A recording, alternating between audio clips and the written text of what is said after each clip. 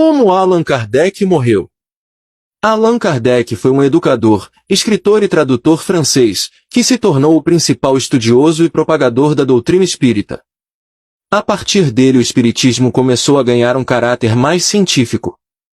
Hippolyte Léon Denisard Rivail, mais conhecido como Allan Kardec, nasceu em Lyon, França, no dia 3 de outubro de 1804, em uma família católica de origem nobre. Seu pai era um magistrado e sua mãe uma dona de casa. Desde cedo, ele demonstrou inteligência, curiosidade e aptidão para os estudos. Aos 10 anos, foi enviado para a Suíça, onde ingressou no Instituto de Educação Pestalozzi, em Verdun. Lá, ele recebeu uma formação humanista, científica e filosófica, baseada nos princípios do educador suíço Johann Heinrich Pestalozzi, que defendia o respeito à individualidade e à liberdade dos alunos. Kardec se destacou como aluno e se tornou amigo e discípulo de Pestalozzi, com quem colaborou na elaboração de livros didáticos. Durante sua estadia na Suíça, ele também aprendeu vários idiomas, como inglês, alemão, italiano e espanhol. Ele também se interessou por música, poesia e teatro, inclusive escrevendo algumas peças teatrais e poemas, mas nunca os publicou. Em 1824, aos 20 anos, Kardec retornou à França e se estabeleceu em Paris, onde iniciou sua carreira como professor de matemática, física, química, astronomia e filosofia. Ele também se dedicou à tradução de obras científicas e filosóficas do alemão e do inglês para o francês. Em 1828, ele fundou sua própria escola, onde aplicou o método pedagógico de Pestalozzi, e introduziu inovações como a educação mista, a avaliação contínua e a participação dos alunos nas decisões escolares.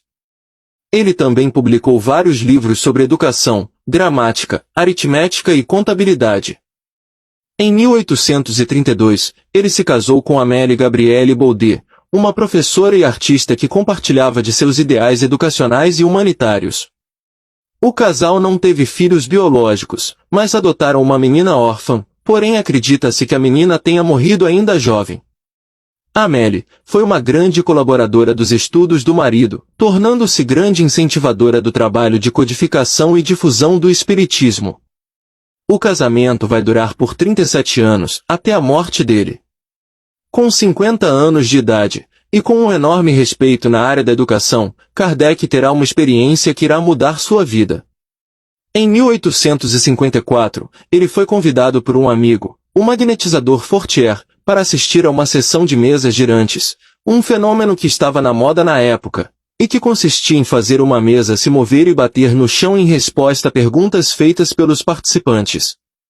Kardec ficou intrigado com o fenômeno e quis saber se havia uma explicação racional para ele.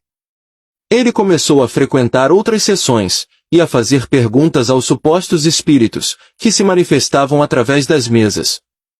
Ele percebeu que as respostas variavam de acordo com o caráter e o nível intelectual dos espíritos, e que alguns deles demonstravam uma sabedoria superior à dos homens. Ele também notou que as mesas não se moviam por si mesmas, mas por uma força inteligente que emanava dos médiuns, que eram as pessoas que serviam de intermediárias entre os vivos e os mortos. Em 1956, Kardec descobriu que também era um médium, e começou a ser orientado por um espírito chamado Zéfiro, que o comunicou que já haviam sido amigos em vidas passadas.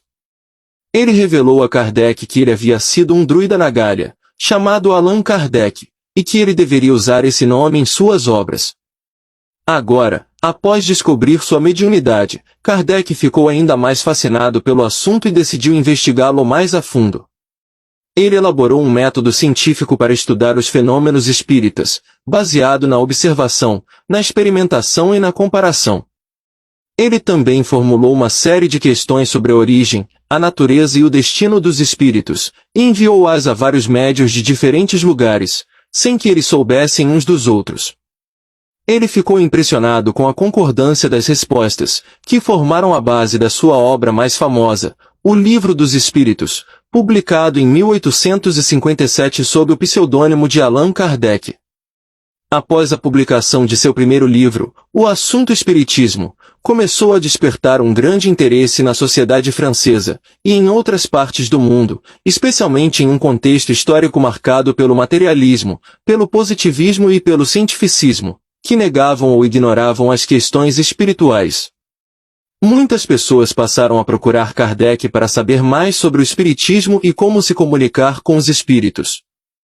Foi então que Kardec decidiu criar a Sociedade Parisiense de Estudos Espíritas, com o objetivo de reunir os interessados no espiritismo, em um ambiente propício para o debate, a experimentação e a divulgação dos princípios e das práticas espíritas.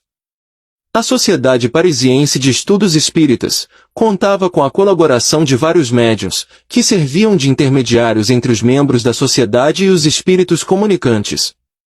O patrono espiritual da instituição era o Espírito São Luís, que orientava e inspirava os trabalhos da instituição. A Sociedade Parisiense de Estudos Espíritas funcionou como um laboratório para o desenvolvimento do espiritismo, pois foi nela que Kardec realizou muitas das pesquisas que deram origem aos seus outros livros, o Livro dos Médiuns, o Evangelho segundo o Espiritismo, o Céu e o Inferno e a Gênese. Além disso, a instituição foi uma referência para o movimento espírita mundial, pois seus trabalhos eram divulgados na Revista Espírita, fundada por Kardec em 1858, e influenciaram a criação de outras sociedades espíritas em diversos países. Os últimos anos de vida do médium foram dedicados à consolidação e expansão da doutrina espírita, mesmo enfrentando críticas, perseguições e calúnias, ele sempre seguiu em frente. Porém sua saúde já vinha apresentando um certo desgaste, principalmente relacionado a problemas cardíacos. Nos momentos que antecederam sua morte, o médium estava organizando o fechamento da sede da Sociedade Parisiense de Estudos Espíritas, no local onde ela se encontrava, e estava em processo de transferência para seu apartamento. Na manhã de 31 de março de 1869, em plena preparação para a mudança, ele deu um exemplar da Revista Espírita a um balconista de uma livraria, quando de repente começou a passar mal, e sem dizer uma palavra, teve um aneurisma cardíaco. Ele desencarnou aos 64 anos. O seu funeral foi realizado no dia 2 de abril, no cemitério do Père-Lachaise, onde ele foi sepultado em um túmulo simples, mas elegante. Uma multidão acompanhou o cortejo fúnebre, que foi marcado por discursos emocionados e orações. O seu túmulo se tornou um local de peregrinação e devoção para os espíritas de todo o mundo. O legado de Allan Kardec é evidenciado pela continuidade e expansão do movimento espírita ao longo dos anos. Suas obras continuam a ser estudadas e respeitadas pelos seguidores do Espiritismo, e sua contribuição para a compreensão da espiritualidade da vida após a morte permanece significativa. E foi assim que o Allan Kardec morreu.